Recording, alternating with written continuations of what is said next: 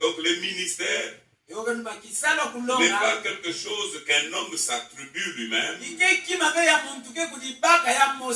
Quelque chose qu'il s'accorde lui-même. Peut-être puisqu'il a beaucoup étudié. Ou encore il a lu beaucoup de brochures. Il est très intelligent. Mais le ministère que nous exerçons, c'est le don de Christ. Après avoir publié les oracles sur la terre, il est monté. Il a fait des dons aux hommes, les uns comme pasteurs, évangélistes, apôtres, etc., pour l'édification du corps de Christ, le perfectionnement du corps de Christ. Bien-aimés frères, c'est pourquoi nous considérons que le temps est tellement avancé. Nous sommes appelés à faire des expériences véritables dans la parole de Dieu.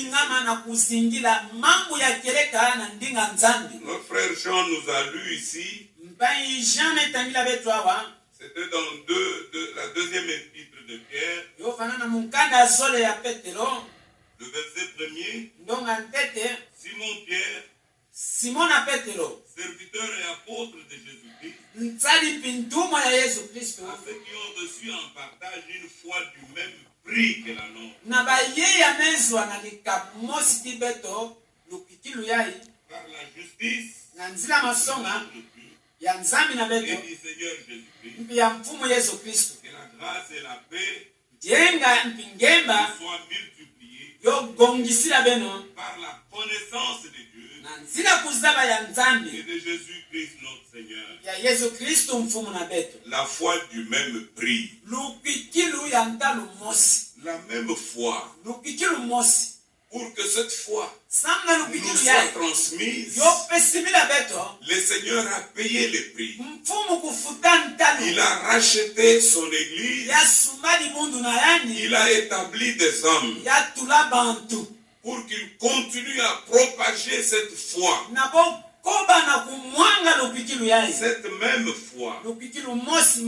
Lorsque vous lisez dans 1 Jean, le premier chapitre, l'Écriture dit au verset 3, ce que nous avons vu et entendu, nous vous l'annonçons à vous aussi, afin que vous aussi, vous soyez en communion avec nous. Or notre communion est avec le Père et avec son Fils Jésus-Christ. Et nous écrivons ces choses afin que votre joie soit parfaite. Ces choses que les apôtres ont vues, ces vérités qu'ils ont reçues, ces choses ont été écrites afin que nous, dans la suite des temps, en lisant ces mêmes choses, et nous donne la même foi, la foi qui a été transmise au sein une fois pour toutes, pour que nous soyons en communion avec le Père et avec le Fils. Notre communion avec Dieu et avec notre Seigneur Jésus. Notre communion entre nous, c'est dans la vérité, autour de la vérité. Il n'y a aucune communion qui peut être réalisée en dehors de la vérité. Et ici particulièrement, je m'adresse à mes frères, des serviteurs de Dieu, qui sont venus de plusieurs endroits. Bien-aimés frères, hier dans la réunion de l'après-midi, lorsque le frère Moïse parlait de la main d'association, je voudrais juste dire une petite chose là-dessus. La main d'association dans les services divins, dans l'œuvre de Dieu, ce n'est pas quelque chose qui est fondé une relation familiale ou sur une relation amicale. Non. La main d'association, c'est quelque chose qui a une grande profondeur. Il y a une responsabilité que nous assumons lorsque nous nous donnons la main d'association. Amen. Je vais lire quelques écritures rapidement avant que je ne puisse aborder quelque chose que j'ai eu à cœur pour vous aussi. Lorsque vous lisez dans les Actes des Apôtres, le chapitre 20, Paul, c'était un ministre du Seigneur Jésus. Il était le messager de l'église en ces temps-là. Paul, c'est celui que le Seigneur Jésus a choisi. Et il lui a dit, je t'envoie vers les nations. Avec cette parole, cet évangile pour lequel j'étais apparu. Le Seigneur est apparu exclusivement à Paul pour lui apporter l'évangile qu'il devait prêcher parmi les nations. Amen. Il n'avait pas donné cet évangile à Simon-Pierre, ni à quelqu'un d'autre, mais il a pris Paul et il l'a envoyé vers les nations. Paul, dans son témoignage, il dit, je cite, et les choses pour lesquelles je t'apparaîtrai encore. C'est ainsi que Paul pouvait dire, mon évangile, je ne l'ai pas reçu d'un homme. Mais vous savez qu'il est écrit quelque part qu'il était au pied de Gamaliel. Oui. Plusieurs parmi nous ont été élevés au pied d'un maître. Mais lorsque le temps de Dieu arrive, il porte sa main sur vous. Vous ne dépendez plus de ces maîtres-là. Vous dépendez du Seigneur lui-même qui vous a choisi pour un but bien précis. Publier son évangile.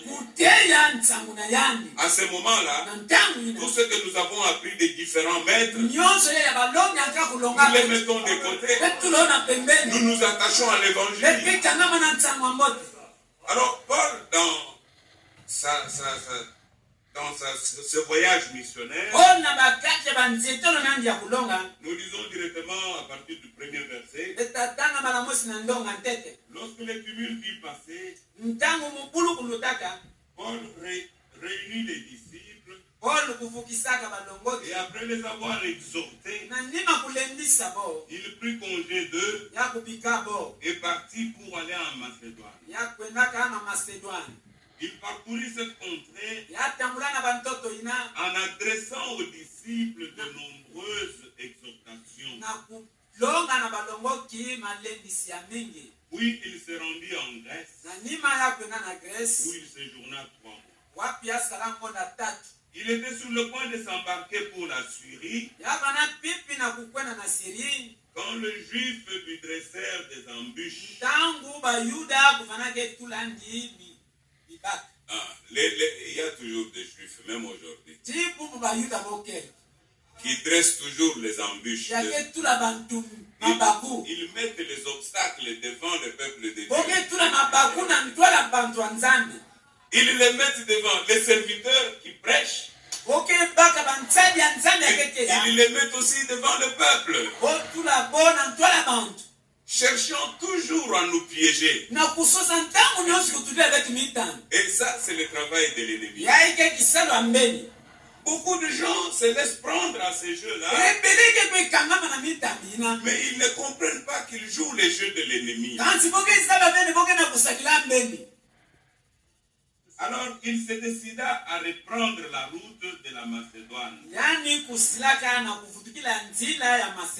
Il avait pour l'accompagner jusqu'en Asie Sopater de Béré,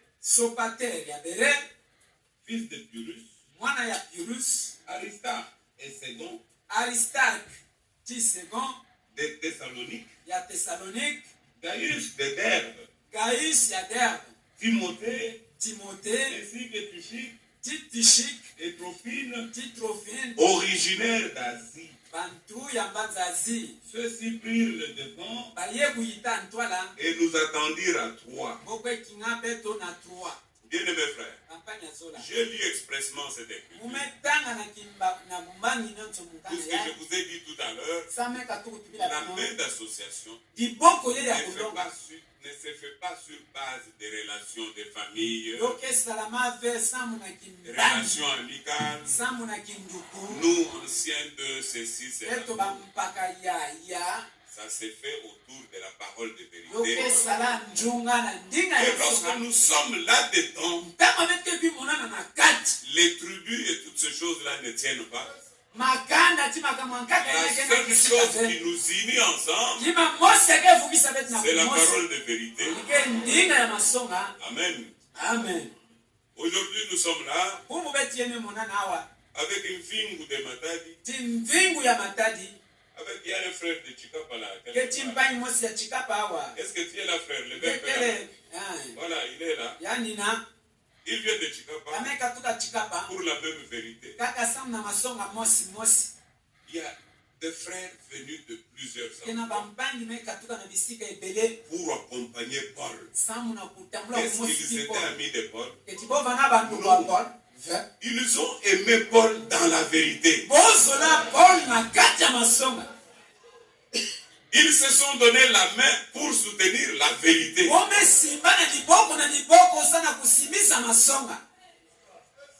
L'église du Seigneur ne fait pas la politique.